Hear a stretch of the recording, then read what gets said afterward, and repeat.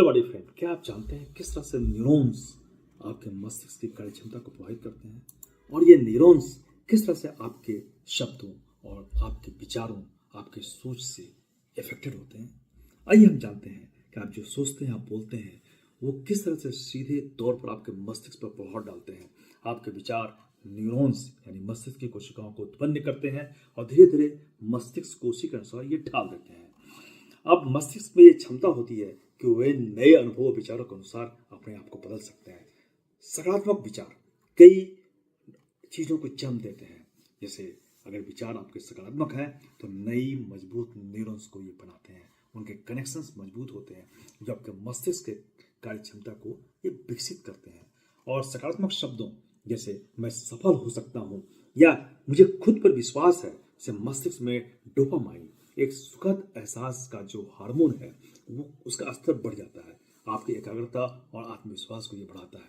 लेकिन वही आप अगर नकारात्मक विचार सोचते रखते हैं, आप नकारात्मक शब्द भी यूज करते हैं, तो आपके मस्तिष्क में ये कोर्टिसोल हार्मोन को बढ़ाता है, जो तनाव हार्मोन है, टेंशन हार्मोन, या आपकी मस्तिष्क को काफी हद तक वो डिस्टर्ब करता है। मस्तिष्क की रचनात्मक क्षमता और समस्या समाधान की कैपेसिटी जो है खत्म हो जाती है। तो हम अपने विचार को कैसे बढ़ाएं, कैसे सुधारें? आभार व्यक्त करें, ग्रेटिट्यूड। रोजाना 3 चीजें लिखें जिसमें आप आभारी हों, या मस्तिष्क को खुश रहने या आदि बने रहने के लिए ये एक सकारात्मक पहल है। अपनी सकारात्मक दृष्टिकोण रखें। एफर्मेशंस जैसे मैं सफल हूँ, मैं खुश हूँ जैसे वाक्य दोहराएं, ध्यान और मेडिटेशन करें। अब हम जानते हैं कि न्यूरॉन्स कैसे बनते हैं, न्यूरॉन्स की क्या भूमिका है। न्यूरॉन्स का निर्माण एक प्रक्रिया के माध्यम से होता है जिसे न्यूरोजेनेसिस कहा जाता है।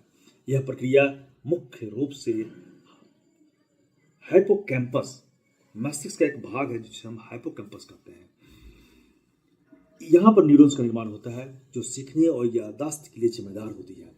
व्यायाम, सही पोषण और पॉजिटिव सोच, सकारात्मक विचार न्यूरोजेनेसिस की प्रक्रिया को बढ़ा देते हैं। तनाव और नकारात्मक विचार जो है न्यूरोजेनेसिस की प्रक्रिया को कम कर देते हैं, घटा देते हैं। तो इस तरह से न्यूरॉन्स का बनना हमारे विचारों पर निर्भर करता है और किस हद तक हम स्वस्थ हैं इस पर भी निर्भर करता है।